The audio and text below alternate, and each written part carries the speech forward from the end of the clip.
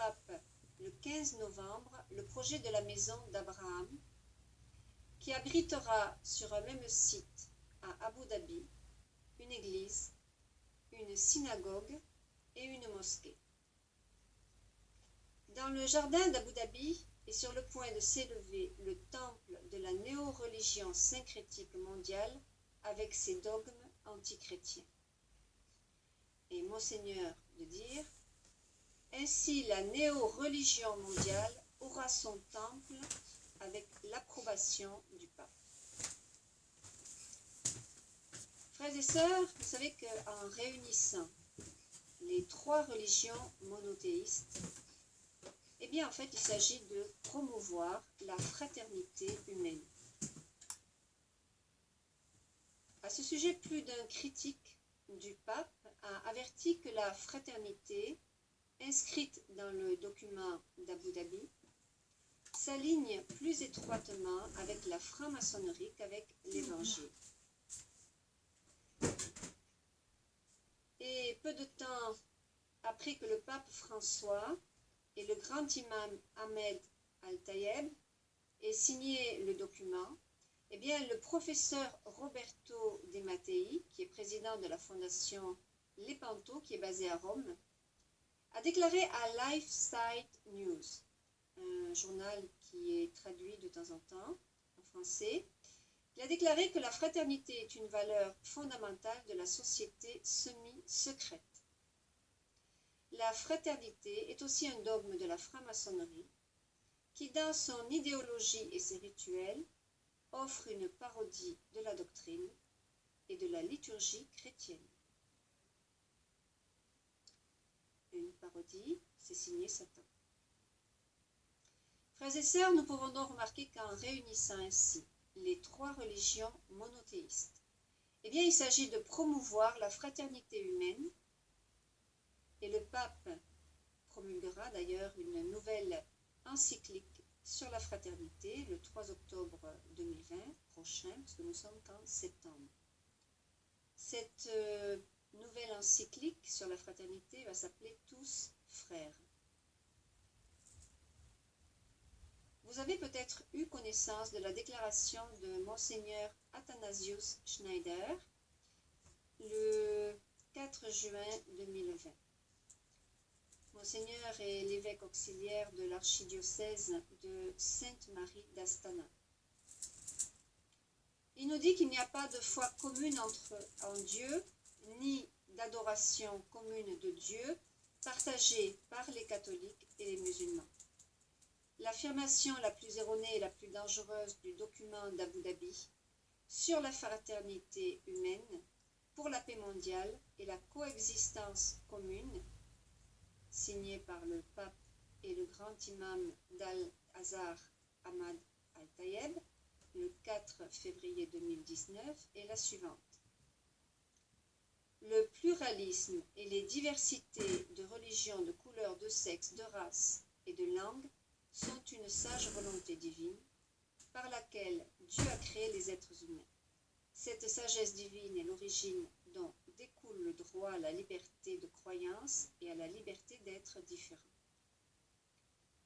Alors Monseigneur nous dit que dire que tout comme Dieu veut positivement la diversité des sexes masculins et féminins et la diversité des nations, il en va de la même manière de la diversité des religions, eh bien que cela contredit la révélation divine. Et si ça contredit, c'est que c'est faux. Le document d'Abu Dhabi évoque également une foi commune en Dieu, par exemple. C'est un document qui invite toutes les personnes qui portent dans le cœur la foi en Dieu et la foi à la fraternité humaine. Ici, le sens de la foi elle-même est ambigu. Et de plus, le sens de la foi en Dieu se situe au niveau naturel de la croyance dans la fraternité humaine. Alors Monseigneur nous dit que ceci est théologiquement faux et trompeur. Le sens du mot foi est donné par Jésus-Christ lui-même et donc par la révélation divine. Il n'y a qu'un seul Seigneur, une seule foi, un seul baptême. Éphésiens 4, 5. Car tous les hommes n'ont pas la foi, Thessaloniciens 3, 2. Jésus-Christ, le Fils incarné de Dieu, est l'auteur et le consommateur de la foi. Hébreux 12, 2. Quiconque ne croit pas en Jésus-Christ, le Fils de Dieu, n'a pas de foi et ne plaît pas à Dieu, comme le dit le Seigneur. Celui qui croit en lui n'est pas jugé, mais celui qui ne croit pas est déjà jugé, parce qu'il ne croit pas au nom du Fils unique de Dieu. Jean 3, 18. Et celui qui ne croit pas au Fils ne verra pas la vie, mais la colère de Dieu demeure sur lui. Jean 3, 36. C'est clair. Le catéchisme, frères et sœurs, le catéchisme bien sûr de l'Église catholique, nous dit que pour le chrétien, croire en Dieu, c'est inséparablement croire en celui qui a envoyé son Fils bien-aimé, en qui il a mis toute sa complaisance. Marc 1, 11. Dieu nous a dit de l'écouter.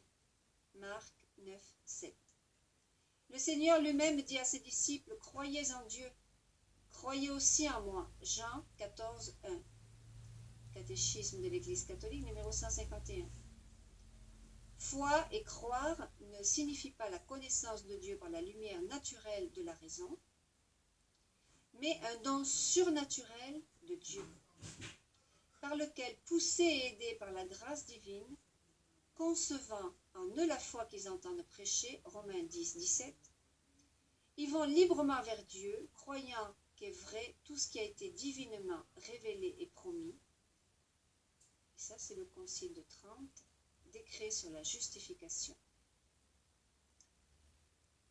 Frères et sœurs, l'Église a toujours enseigné, notamment lors du premier concile du Vatican, que la condition de ceux qui ont adhéré à la vérité catholique par le don divin de la foi n'est nullement la même que celle de ceux qui, conduits par les opinions humaines, suivent une fausse religion. Constitution dogmatique Dei Filius, chapitre 3. Monseigneur continue en disant « Affirmer que les musulmans adorent avec nous le seul Dieu, comme l'a fait le Concile Vatican II dans Lumen Gentium numéro 16, est théologiquement une affirmation très ambiguë. Que nous, catholiques, adorions avec les musulmans le seul Dieu n'est pas vrai. Nous n'adorons pas avec eux. Dans l'acte d'adoration, nous adorons toujours la Sainte Trinité. Nous n'adorons pas simplement le Dieu unique, mais plutôt la Sainte Trinité, explicitement, Père, Fils et Saint-Esprit. L'islam rejette la Sainte Trinité. Lorsque les musulmans adorent, ils n'adorent pas au niveau surnaturel de la foi. Même notre acte d'adoration est radicalement différent. Il est essentiellement différent, précisément parce que nous nous tournons vers Dieu et l'adorons comme des enfants constitués dans la dignité ineffable de l'adoption filiale divine, et nous le faisons avec une foi surnaturelle. Mais les musulmans n'ont pas une foi surnaturelle. Les musulmans n'ont qu'une connaissance naturelle de Dieu. Le Coran n'est pas la révélation de Dieu, mais une sorte d'anti-révélation de Dieu. Car le Coran nie expressément la révélation divine de l'incarnation, de la divinité éternelle du Fils de Dieu, du sacrifice rédempteur du Christ en croix, et nie donc la vérité de Dieu, la Sainte Trinité. Bien sûr, lorsqu'une personne adore sincèrement Dieu le Créateur comme la majorité des simples musulmans, elle adore Dieu par un acte d'adoration naturelle, fondé sur la connaissance naturelle de Dieu, le Créateur. Tout non-chrétien, toute personne non baptisée, y compris un musulman, peut adorer Dieu au niveau de la connaissance naturelle de l'existence de Dieu. Ils adorent dans un acte naturel d'adoration le même Dieu que nous adorons dans un acte surnaturel, et avec une foi surnaturelle en la Sainte Trinité. Mais ce sont deux actes d'adoration essentiellement différents. L'un est un acte de connaissance naturelle et l'autre est un acte de foi surnaturelle. Les actes d'adoration et les actes de connaissance sur lesquels ils sont fondés sont substantiellement différents, bien que l'objet soit le même en ce qu'il est le même Dieu. Voilà voilà un petit peu certains extraits de ce que Monseigneur nous disait. Je n'ai pas tout repris, j'ai repris l'essentiel. Mais la Vierge Marie nous parle aussi de la future religion mondiale unique. Et elle en parle à Trevignano. Trevignano, donc, c'est en Italie. Il faut savoir que les messages ont obtenu un nihil obstat quant à leur traduction en polonais jusqu'à l'année 2018. Et la Vierge nous dit qu'une prière universelle contenant plusieurs religions n'est pas possible. Ainsi, le christianisme, seule vérité, serait aboli. C'est-à-dire que si on croit qu'une prière universelle serait possible, eh bien, le christianisme ne serait pas. Non, ce n'est pas possible. Toutes les religions dans leur ensemble ne mènent à aucun salut, nous dit la Vierge, mais seulement à une grande confusion et à une hérésie. La parole de Dieu est une et le sera toujours, nous dit-elle. Alors elle nous invite à lire le livre de l'Apocalypse. Elle nous dit, lisez le livre de l'Apocalypse pour ces temps nouveaux à venir. Elle nous invite à être prudents et nous dit que lorsque la consécration de l'Eucharistie disparaîtra, son Fils, le Seigneur Jésus, disparaîtra aussi. Elle nous dit que nous sommes au début de l'Apocalypse, que c'est le jour de la grande apostasie dans l'Église, ce que nous confirment beaucoup d'évêques et de cardinaux. Ils viendront bientôt retirer l'Eucharistie et les crucifix des églises pour faire place au modernisme et à l'hérésie. Souvenez-vous bien de ce mot commémoration. Ce sera bientôt le mot qui sera présent dans les églises au lieu de l'Eucharistie. Commémoration.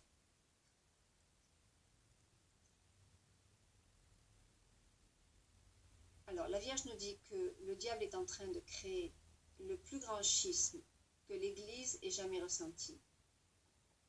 Elle nous dit que la bataille entre le bien et le mal est en cours. Le diable est intelligent, fort, et se réjouira de chaque âme qu'il pourra arracher à Dieu. Elle nous dit que le 7e sceau sera bientôt ouvert et que nous entendrons sonner les trompettes des anges. C'est pourquoi il nous dit « Soyez prêts dans la prière, en particulier dans la récitation du Saint-Rosaire et avec le jeûne. » Le Seigneur intervient également dans ce lieu en disant que ces messages du ciel servent à nous préparer à tout ce qui va bientôt arriver, parce que nous sommes en pleine Apocalypse, disons au début de l'Apocalypse, mais nous vivons donc ce moment d'eschatologie. Je ne serai plus présent dans l'église, préparez-vous à vous rassembler dans les maisons pour prier, comme ma mère vous l'avait prédit. Le protestantisme commence et ma mère n'est plus la bienvenue parmi les gens de l'église, mais vous, frères qui l'aimez et qui collectez ses larmes et croyez en sa grande douleur, laissez-nous vous prendre par la main pour être accompagnés vers la sainteté. Mon Église ne mourra jamais. Maintenant, tout sera profané. Mais vous suivez ma véritable Église. Je serai toujours près de vous. Le monde et l'Église subiront une grande épreuve, mais le mal ne prévaudra pas. Le document concernant l'Eucharistie est signé. La transsubstantiation ne sera plus crue. Mais tout sera accepté comme une commémoration. Le siège de Pierre sera bientôt détruit. Et le ciel nous dit que les puissants ont déjà mis en œuvre le projet de l'Antichrist.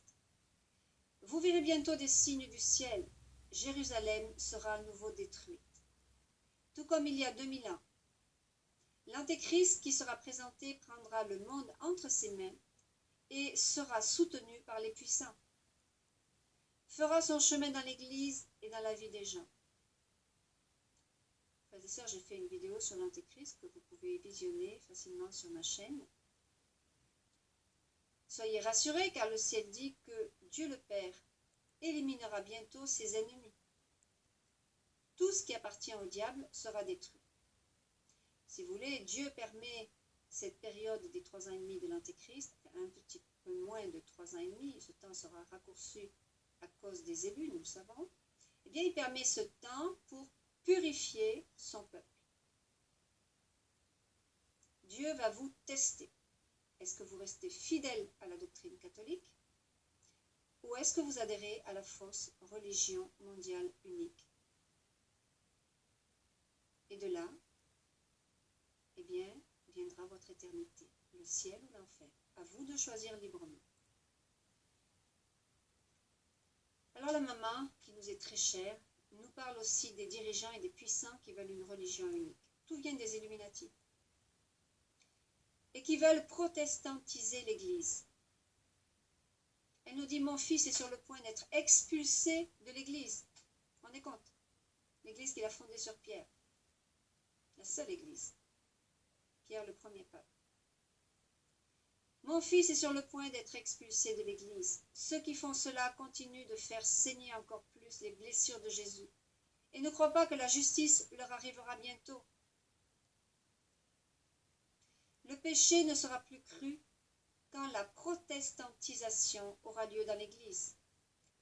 En ce qui concerne la parole de Dieu, la Vierge nous demande de ne pas écouter ceux qui veulent changer la parole.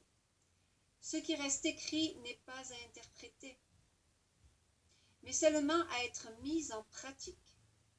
Toujours fidèle à l'Évangile, toute la vérité y est écrite.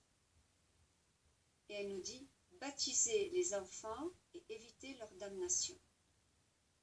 C'est vrai qu'il est écrit que celui qui sera baptisé et croira sera sauvé.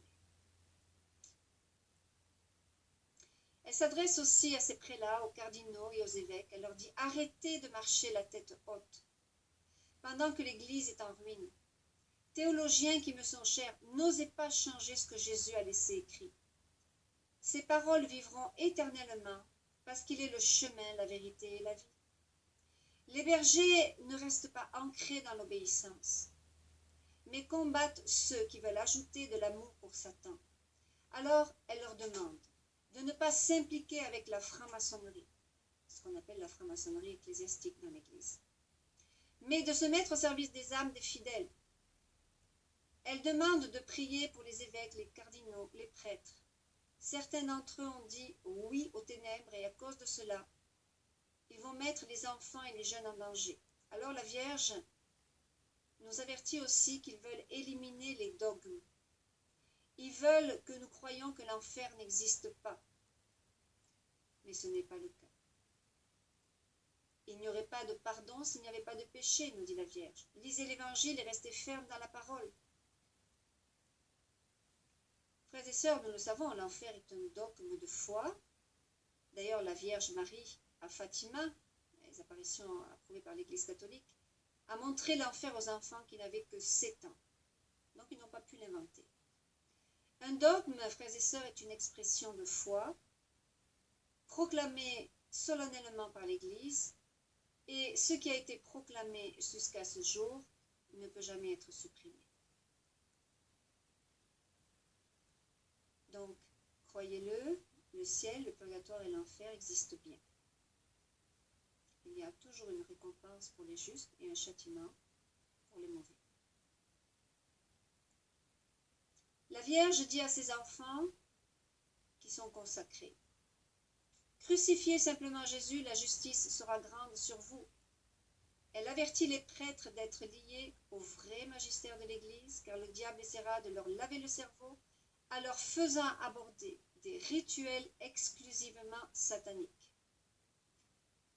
Et c'est vrai, frères et sœurs, qu'on a déjà entendu parler, notamment le cardinal de Kessel de Belgique, qui dit « Je suis favorable à ce que les homosexuels trouvent une forme de vie commune. » Et selon le quotidien La Croix, il était écrit dans ce journal que le cardinal réfléchirait à une célébration de prière pour sceller des unions entre les couples de même sexe. Il souhaite ainsi leur offrir une reconnaissance symbolique de l'Église. À ce sujet, je vous invite à visionnez ma vidéo sur Dieu et l'homosexualité. Vous verrez ce que la parole de Dieu dit vraiment. L'élite mondiale veut vous soumettre, dit le ciel. Vous êtes devenus comme des sujets, mais je viendrai vous libérer de tout ce mal. Le pire moment viendra encore et vous serez obligés de prier en secret.